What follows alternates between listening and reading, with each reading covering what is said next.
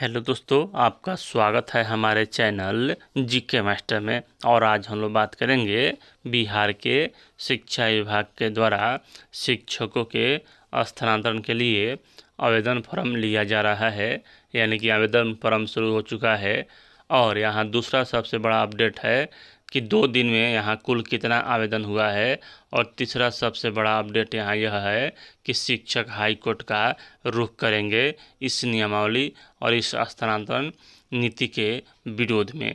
पूरा अपडेट देखेंगे। चलिए आपको पूरी अपडेट बताते हैं। इससे पहले अगर चैनल पर नए हैं तो चैनल को सब्सक्राइब शेयर और लाइक कीजिएगा। पोर्टल पर टीचर ट्रांसफ़र का दिया विंडो। प्ले स्टोर पर अब दिख रहा है ई शिक्षा कोष पोर्टल। ई शिक्षा कोष पोर्टल पर तबादले के लिए ऑनलाइन आवेदन शुरू। अब ट्रांसफ़र चाहने वाले शिक्षक इस शिक्षा कोष पोर्टल पर आवेदन करेंगे। इस पोर्टल पर ट्रांसफ़र का आवेदन फॉर्म के मेनू को क्लिक करने पर शिक्षक के रजिस्टर्ड OTP मिलेगा। फिर आगे की प्रक्रिया शुरू होगी। यानी कि आप सभी जान ही रहे हैं कि यहाँ आप जब फॉर्म भरना शुरू करेंगे इसका, तो सबसे पहले यहाँ OTP आएगा। शिक्षक कोई भी हो, सभी को अब ट्रांसफ़र के लिए इसी ई शिक्षा कोष ऐप के माध्यम से यहाँ गूगल या किसी इंटरनेट ब्राउज़र पर खोलना होगा इस शिक्षा कोष ऐप। विशेष शिक्षकों के लिए ट्रांसफ़र का फॉर्म भरने के लिए 22 नवंबर तक का समय दिया गया है। और BP से शिक्षक जो भी यहाँ स्थानांतरण का मतलब कि है वहाँ 22 नवंबर तक ही है।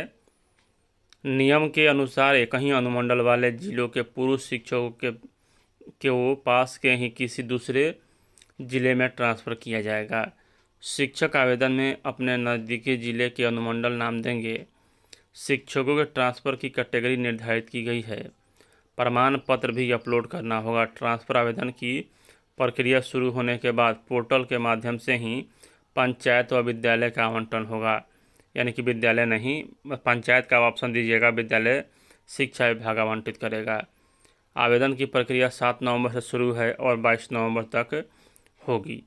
दिसंबर माह में आवेदन पर विचार करके शिक्षकों के मांगे गए पंचायत व अनुमंडल में स्कूल आवंटित किया जाएगा। 1 से 7 जनवरी के बीच शिक्षकों को नए स्कूलों में अपना योगदान देना होगा। हालांकि शिक्षक अभी आवेदन फॉर्म भरने में दिलचस्पी नहीं दिखा रहे हैं। 3 से 10 अनुमंडल का विकल्प चुनने में यहाँ मिल जाएगी तो काफ़ी बेहतर होगा। महिला, दिव्यांग और गंभीर बीमारी से पीड़ित शिक्षक को 10 पंचायत चुनने का मौका मिले तो बहुत अच्छा होगा। तो यहाँ तो मिल ही रहा है। गूगल प्ले स्टोर पर आ गया इस शिक्षा कोष पोर्टल। इस शिक्षा कोष मोबाइल ऐप अचानक प्ले स्टोर से गायब हो जाने के 2 दिन के बाद यहाँ गूगल के प्ले स्टोर पर यह दिखने लगा। अचानक से गायब होने के कारण से सरकारी विद्यालय के शिक्षक सोमवार से परेशान थे। कई शिक्षक यहाँ इसे तकनीकी समस्या से जूझ रहे थे। कई शिक्षक ने शिकायत की है कि वे इस शिक्षा कोष ऐप को प्ले स्टोर से डाउनलोड नहीं कर पा रहे हैं। जो शिक्षक पहले से ही ऐप डाउनलोड कर चुके हैं उन्हें यहाँ धीमी कार्यप्रणाली पर हाजिरी बन रहा है। अब देखिए, सबसे महत्वपूर्ण जो है झटका वह यह है कि हाई कोर्ट जाने की तैयारी कर रहे हैं शिक्षक। सक्षमता पास शिक्षक 2023 की नियमावली से हटकर कार्य किए जाने से सरकार से नाराज हैं। शिक्षकों ने सरकार के इस फैसले के खिलाफ पटना हाई कोर्ट जाने का निर्णय लिया है। शिक्षक प्रक्रिया में लग गए हैं। इधर राजस्थान के एक मामले में सुप्रीम कोर्ट द्वारा दिए गए फैसले का वो भी शिक्षक आधार मानेंगे। सुप्रीम कोर्ट ने अपने फैसले में कहा है कि सरकारी नौकरी में भर्ती प्रक्रिया शुरू होने के बाद नियुक्ति के नियमों एवं अर्हता की शर्तों के बीच में बदलाव नहीं किया जा सकता है जब तक यहाँ नियम इसकी अनुमति नहीं दे। और यहाँ ट्रांसफ़र के लिए देने होंगे कम से कम 3 विकल्प। शिक्षकों को तबादले के लिए 10 विकल्प मिलेंगे। 3 विकल्प अनिवार्य होंगे। 3 अनिवार्य विकल्प में कोई पद रिक्त नहीं है तो शिक्षकों को उसी जिले में या निकटवर्ती जिले में कहीं भी पदस्थापित किया जाएगा। असाध्य रोग, गंभीर बीमारी, विकलांगता, ऑटिज्म या मानसिक विकलांगता के आधार पर नियुक्त शिक्षकों को 10 पंचायत या नगर निकाय का विकल्प देने का ऑप्शन दिया है। यानी कि यहाँ बहुत से शिक्षक और शिक्षिकाएं खास करके यह पूछ रही हैं कि यहाँ नगर और पंचायत में अंतर क्या है। तो देखिए यहाँ एक पंचायत को एक नगर निकाय माना गया है, यानी कि एक नगर निकाय एक पंचायत के बराबर है। तो आप 10 नगर निकाय का भी विकल्प दे सकते हैं और 10 पंचायत का भी विकल्प दे सकते हैं।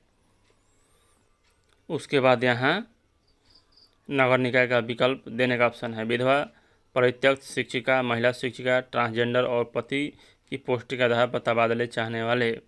यहाँ शिक्षक को 10 मतलब कि पंचायत या नगर निकाय का विकल्प देना होगा। अब हम लोग मेन पॉइंट पे चलते हैं कि कुल कितना आवेदन हो चुका है। तो देख लीजिए यहाँ 2 दिनों में 16,409 शिक्षकों का आवेदन।